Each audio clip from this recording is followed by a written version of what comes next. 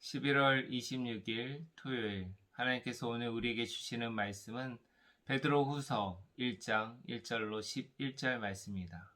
베드로후서 1장 1절로 11절 말씀을 제가 봉독해 드리도록 하겠습니다.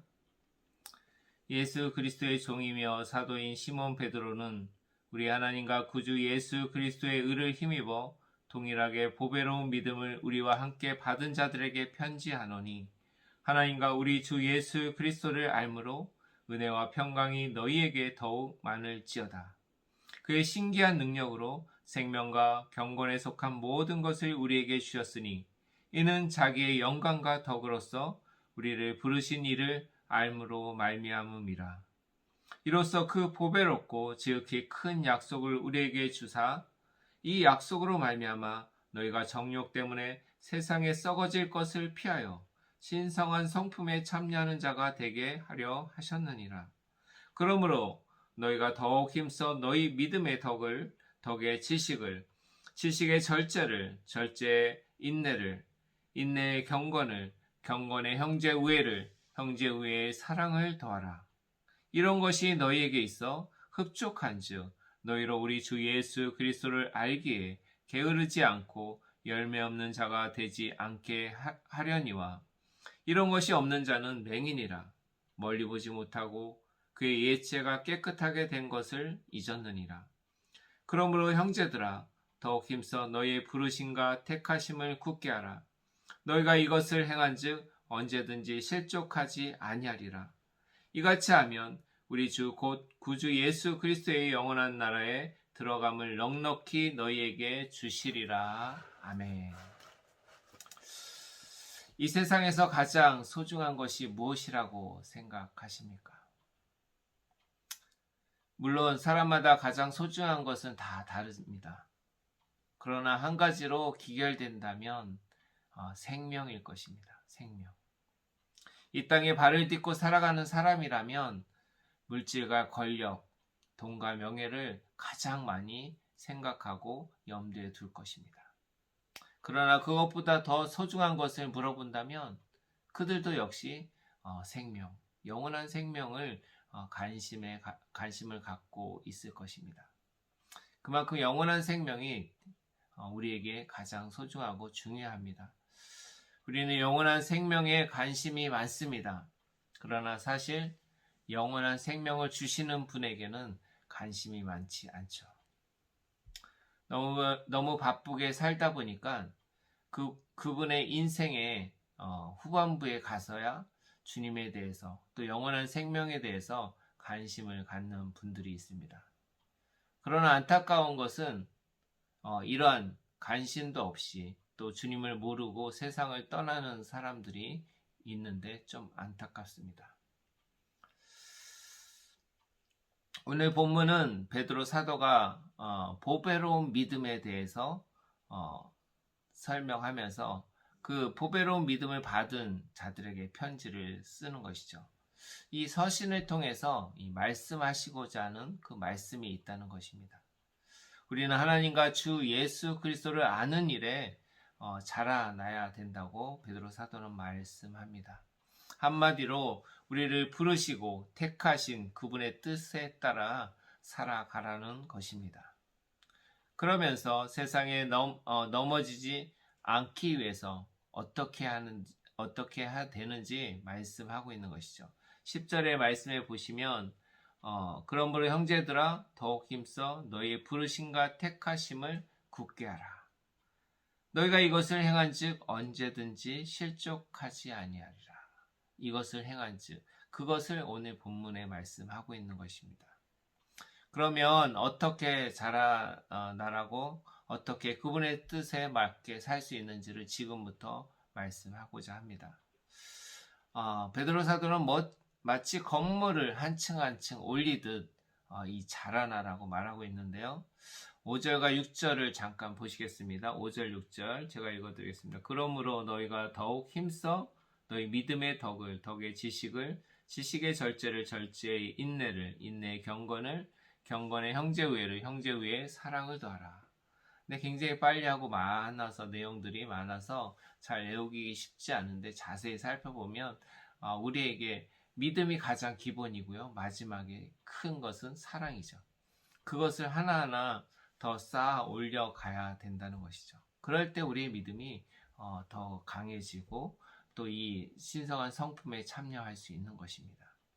우리가 이것을 가져야지만 이 사람들과의 관계, 또 직장 간의 관계, 가정에서의 모든 관계들도 아름답게 삶을 살아갈 수 있는 것이죠.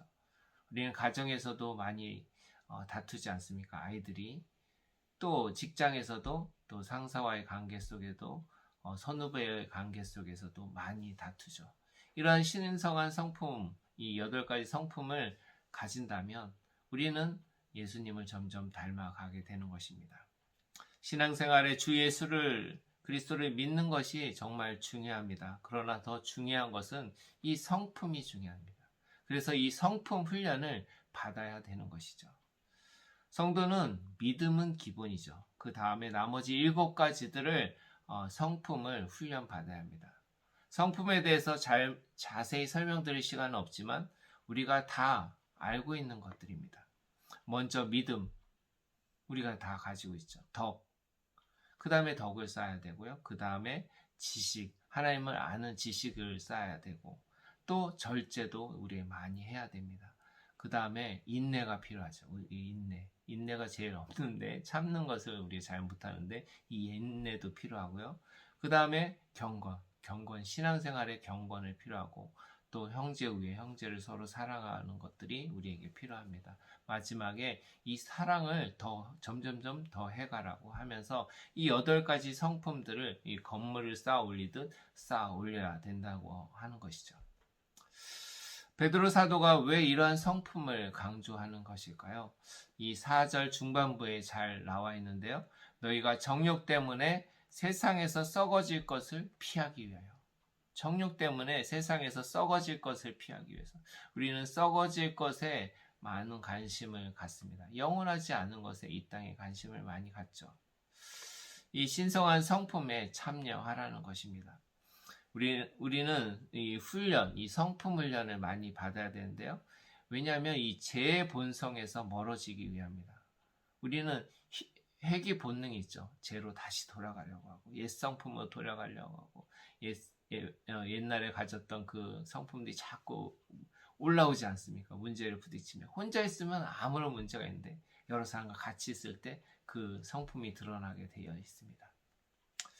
물론 부부 관계에서도 마찬가지. 우리가 서로 잘못을 해서 덮어주고 사랑하고 용서하고 이해하고 관용해야 되는데 그런 것이 우리가 약해질 때가 있습니다. 우리는 그것을 강화시키기 위해서 성품 훈련을 해야 하는 것입니다. 이렇게 훈련을 잘 받을 때 어떤 일들이 일어날까요? 8절에 성품의 열매들이 맺혀진다고 말씀합니다. 10절 하반절에는 뭐라고 말씀하셨냐면 이것을 행한즉 언제든지 실족하지 아니하리라. 우리는 실족을 많이 하게 되죠. 신앙생활을 하다 보면 실족하게 되는데 이 성품 훈련이 아무래도 부족하기 때문에 실족을 하게 되는 것입니다. 그러나 이러한 성품 훈련을 받지 않으면 어떻게 될까요? 9절에 보시면 맹인이라고 말합니다. 맹인은 시각장애인, 전혀 앞을 보지 못하게 되고요. 또 멀리 보지 못한다고 말합니다. 그러니까 우리가 이 성품 훈련은 금방 이게 생겨지지 않죠. 점점 예수 그리스도를 믿음을 더해 갈수록 이 성품 훈련이 점점 더 자라게 되죠. 그래서 멀리 봐야 되는 것이죠. 장기전으로. 그러다 보면 옛 성품으로 돌아가게 되는데 그 옛 성품으로 돌아가지 않게 되는 거죠. 성품 훈련을 받게 되면. 우리는 이미 신성한 성품에 어떻게 보면 다 참여한 자들입니다. 그러나 하나님을 아는 일에 게으르지 않아야 된다는 것이죠. 어떻게 해요? 지속적으로 그리스도 안에서 하나님 사랑, 이웃 사랑을 계속 실천해 나가야 하는 것입니다. 그럴 때 11절에 뭐라고 말씀하십니까? 우리 구주 예수 그리스도의 영원한 나라에 들어가게 될 것이라고 말하고 있습니다. 우리는 이것을 기억해야 합니다. 오늘 우리에게 주시는 말씀입니다. 하나님을 아는 일에 힘쓰라. 하나님을 아는 일에 힘쓰라. 참으로 중요한 말씀이죠. 하나님은 어떤 분이신가요? 하나님을 알고 싶다면 하나님 먼저 사랑해야 하는 것이죠. 하나님을 사랑하지 않는다면, 하나님의 관심이 없다면, 그러나 우리 관심이 없다면 어떻게 될까요? 그건 하나님을 사랑하는 것이지 아니죠.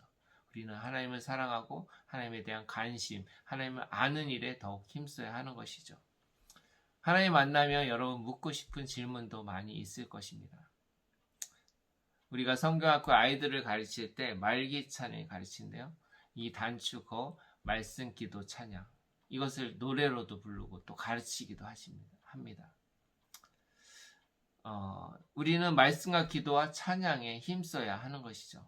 하나님을 어떻게 조금씩 알아가게 된다는 것이죠. 그분의 뜻도 그분의 성품도 알게 됩니다. 그분을 알 때 그분의 뜻대로 살게 되어 있지 않겠습니까? 그분을 알지 못하면 그분의 뜻대로 살지 않죠. 옛 성품으로 돌아가려고 하는 것이죠. 우리 찬양 중에 주님 말씀하시면 라는 찬양이 있죠. 주님 말씀하시면 내가 나가리라. 주님 뜻이 아니면 내가 멈춰서리라. 나의 가고 서는 것 주님 뜻에 있으니 오 주님 나를 받으소서. 이렇게 찬양이 있죠. 맞습니다. 우리 주님의 뜻대로 사는 것이 바로 이것입니다. 그러기 위해서 주님을 아는 일에 힘써야 된다고 말합니다. 오늘 베드로는 이것을 강조하는 것입니다. 둘째 우리에게 주시는 말씀입니다. 하나님의 성품에 참여하라. 하나님의 성품에 참여하라. 우리는 8가지 성품에 대해서 오늘 알게 되었습니다. 그러나 알매 그치지 않고 삶 속에서 지속적으로 이것을 살아내야 하는 것이죠. 이 신성한 성품에 참여하는 것이 정말 중요합니다. 왜 신성한 성품에 참여해야 하는가? 우리는 죄에 돌아가려는 본성이 있기 때문이죠. 회개 본능이 아까 있다고 말씀드렸죠. 그러나 그것을 우리는 다스릴 능력도 하나님께서 주셨습니다. 이것이 바로 미떡지덕 인경형사, 이 단축어 여러분 다 애우시기 바랍니다. 미떡지절 인경형사. 우리가 신대원 때 이것을 애웠는데요. 너무 애울 게 많으니까 이렇게 애웠는데 여러분도 이렇게 애우시기 바랍니다. 미떡지절 인경형사는 우리가 쌓아 올려야 할 빌딩과도 같은 것입니다. 계속 쌓아야죠. 그럴 때 하나님의 성품을 조금씩 닮아가게 되고요. 우리는 가정에서, 교회에서, 직장에서, 삶의 현장에서 이것을 드러내야 되는 것입니다. 그럴 때 예수님의 성품을 닮아서 그리스도인으로서 그리스도인다운 삶을 살게 되는 것입니다. 우리 모두 주님을 알아가고 또 닮아가는 일에 힘쓰시는 저와 여러분 되시기 바랍니다. 기도하시겠습니다. 사랑과 은혜가 많으신 하나님 아버지 감사합니다. 하나님 창세전에 우리를 택하시고 부르시고 우리를 선택하셔서 감사합니다. 우리가 주님의 부르심에 합당하게 살기 위해서 주님의 성품에 대해서 배워서 그 삶을 한 단계 한 단계 건물을 올리듯 하나님 쌓아가려 합니다. 우리의 삶에 어려움이 있을지라도 주님의 말씀을 기억하며 날마다 하나님을 아는 일에, 하나님을 아는 지식에 더 자라나서 하나님의 성품에 아름다운 열매들이 가득가득 맺혀지는 우리 성도의 삶이 될 수 있도록 인도하여 주시옵소서. 모든 것 감사드리며 예수 그리스도의 이름으로 기도되었사옵나이다. 아멘.